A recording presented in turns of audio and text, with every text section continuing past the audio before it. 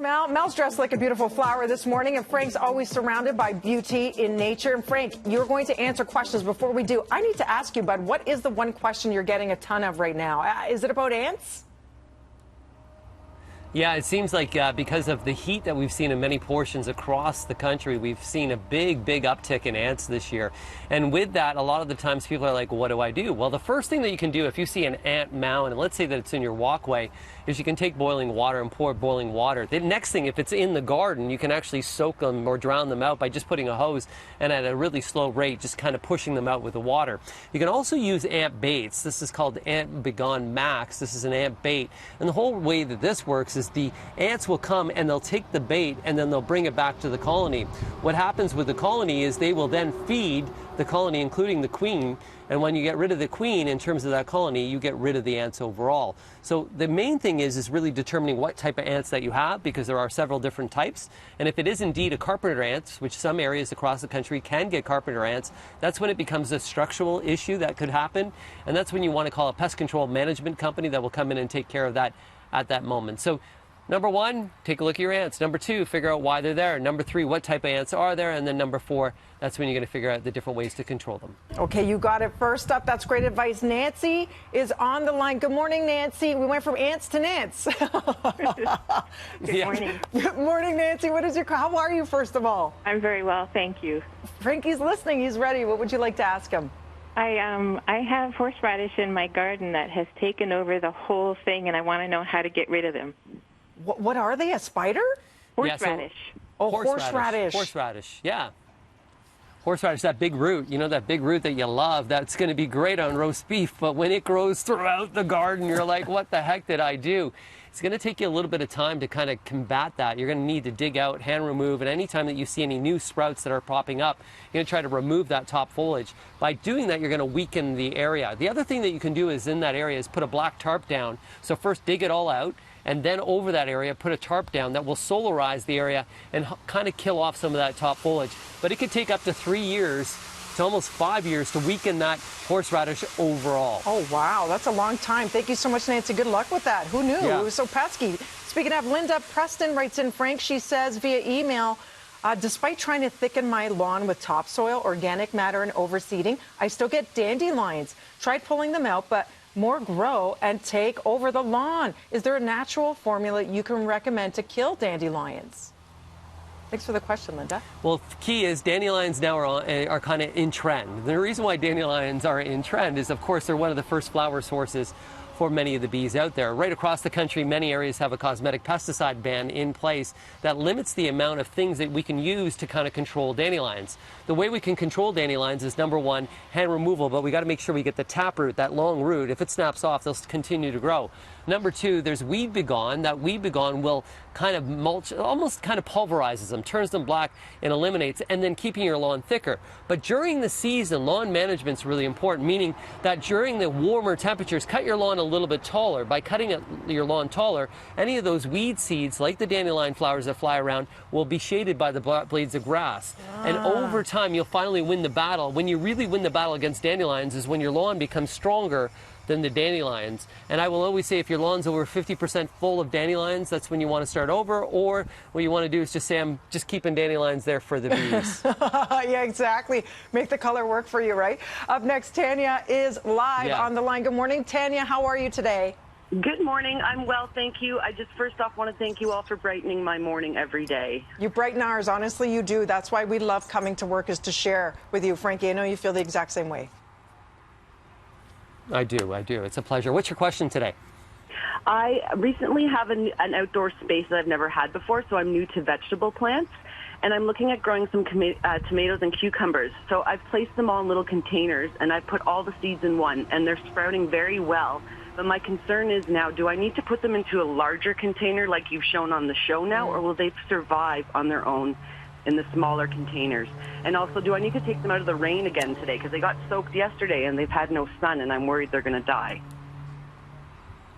Well, number one is, as long as the container that they're in right now it has drainage. So if there's no drainage holes in it and they're sitting soaking wet, then keep those pots out of the rain.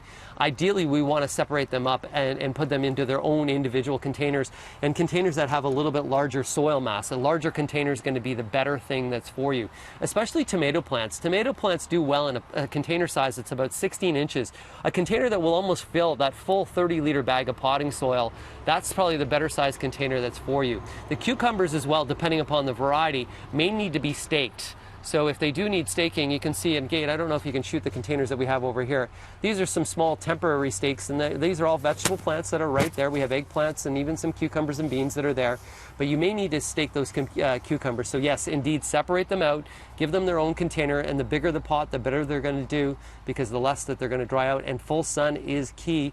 I also want to let people know that this year, across the country, vegetable gardening has never been popular. So speaking with growers from BC all the way across to the East Coast, they're running out of tomato plants and cucumber plants. So if you see them now, make sure you buy them, because they're running out. People are growing their own food this year. Frankie just created a shortage right now. Everyone's running for them. Great. Speaking of, thank you so much, Tanya. Rachel has another vegetable question just for you, Frankie. She sounds a bit desperate. She says, Frankie, please help. What is going on with my bean plant? It's been doing really well, and one bean has sprouted so far, but yesterday I noticed discoloration in the leaves. Save my beans, please. Thank you for writing in, Rachel. And she says, happy Friday. Happy Friday to you, too. Happy Friday, Rachel. So beans, yeah, indeed. If you're getting discoloration in the leaf itself, and it almost looks like the leaf's becoming a little bit veined, it could actually be a leaf miner that's in there. So what I would do is pick that leaf off, try to make sure that you're eliminating and moving it out of the way. We got to determine whether it's an insect that's causing that problem, or even perhaps that there is a little bit of an issue with iron. Some of the iron, if there's a fertilizer that you don't have, your soil is lacking iron, then sometimes we can actually get that discoloration in the leaf itself, and that's chelated iron. What I would really like you to do is take a picture and send it to me, Frankie at frankieflowers.com, Frankie at frankieflowers.com. We can take a look and see whether it's an insect and or maybe an iron deficiency, and or maybe even just maybe by the cold or the sun. Sometimes plants themselves can get sunburnt, sun scorch, especially if they came from inside right away outside into full sun. It's like a shock. Makes sense. Guess what, Frankie? We've got a Joe on the line right now. So many callers this morning, so many questions. Joe, good morning. How are you? Good morning, Dina. Frankie, you guys are doing a great job. Listen, Joe. It's so good to hear from you, Joe. Thank What's you. your question for Frankie?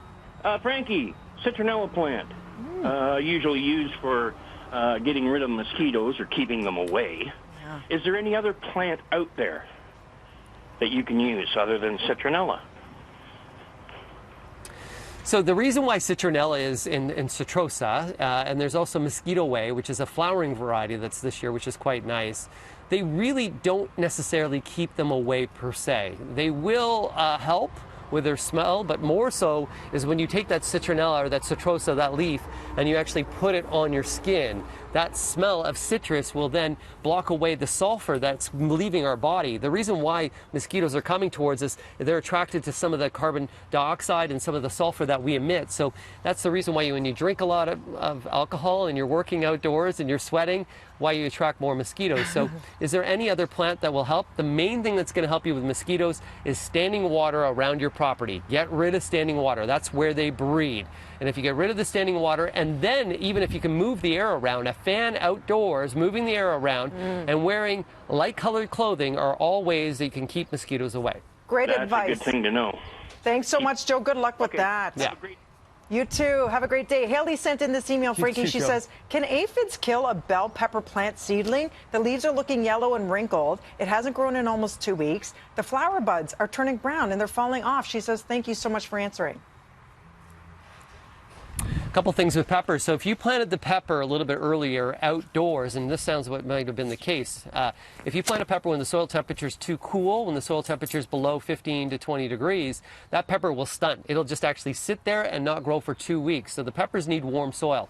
Aphids, yeah, indeed. Will they kill and harm? Yes, indeed, they will. First thing you do, if you see aphids on a pepper plant, take your hose, wash them off. Next thing you can do is you can get Bug Begone or an insecticidal soap, and you're going to spray. That's totally organic, totally totally not harmful, and that's going to take care of the aphids. And the final thing is, if you see bugs in your plants that are not a beneficial bug, remember ladybugs will eat the aphids, so leave ladybugs, they're good. But if you see aphids, you can always pick and squish. It's a fun activity for the kids to do, the pick and squish. You get me every time with the pick and squish, Frankie.